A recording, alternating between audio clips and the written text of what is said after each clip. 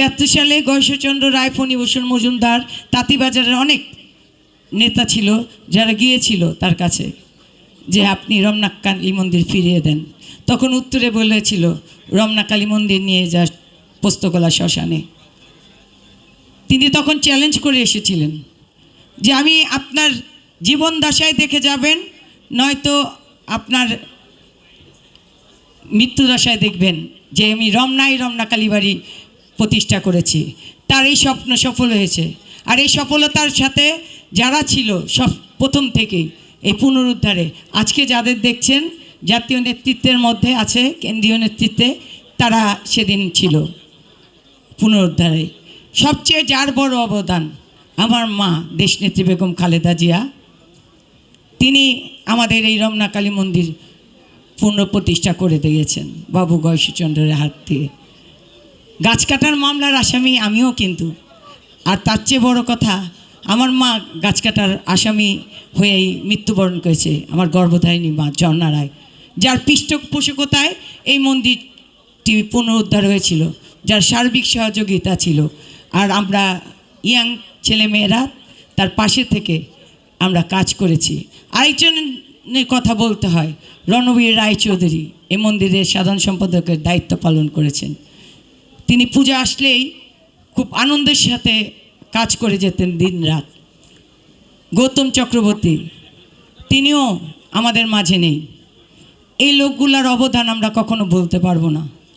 আরেকজন আছেন নিতাই ঘোষ, যিনি মহানগরের ভাইস প্রেসিডেন্টের দায়িত্ব পালন করেছে, সাথে সাথে রমনা কালী মন্দির, জাতীয় মহাশ্মশান, দক্ষিণের প্রতিটি মন্দিরে আনাচে কানাচে আমরা একসাথে কাজ করে গিয়েছি।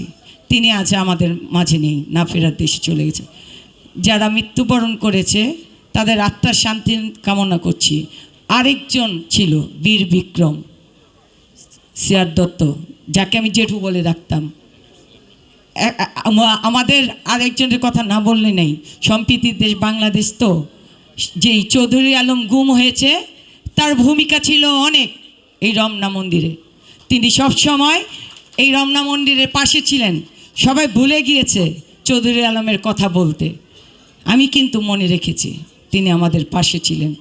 তিনি যেখানেই থাকুক, ঈশ্বর তার মঙ্গল করুক, তার আত্মা শান্তি হোক। কষ্ট, আমরা 17 বছর একটি রাক্ষসের খাঁচাতে বন্দি ছিলাম এই বাংলাদেশ।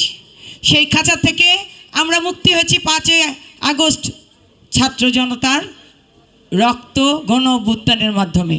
আমাদের সন্তানরা রক্ত দিয়েছে আমাদের সাংবাদিক ভাইরা, অনেক শহীদ হয়েছে। তার বিনিময়ে আমরা আবার পরিবর্তন পেয়েছি, আমরা মুক্তভাবে পূজা করতে পারছি। আগে 17 বছর দেখেছি এখানে মূর্তি ভাঙা হচ্ছে, এখানে মূর্তির হাত ভাঙা হচ্ছে, মন্দির দখল হচ্ছে।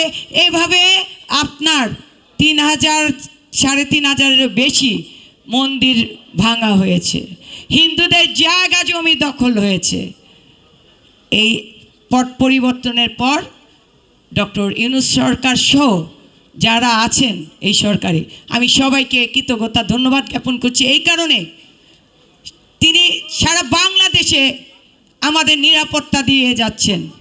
আমরা তার পাশে থেকে আমাদের ভারপ্রাপ্ত চেয়ারম্যান আমাদের দলীয় ভাইদের নির্দেশ দিয়েছে আমাদের হিন্দু সম্প্রদায়ের পাশে থাকার জন্য। সবাই মিলে কাজ করে আমরা প্রতিটি পূজা মণ্ডপ সাড়ম্বরে দুর্গোৎসব পালন করছি। বলবেন বিচ্ছিন্ন কি ঘটনা ঘটেনি? ঘটেছে 2-3টা।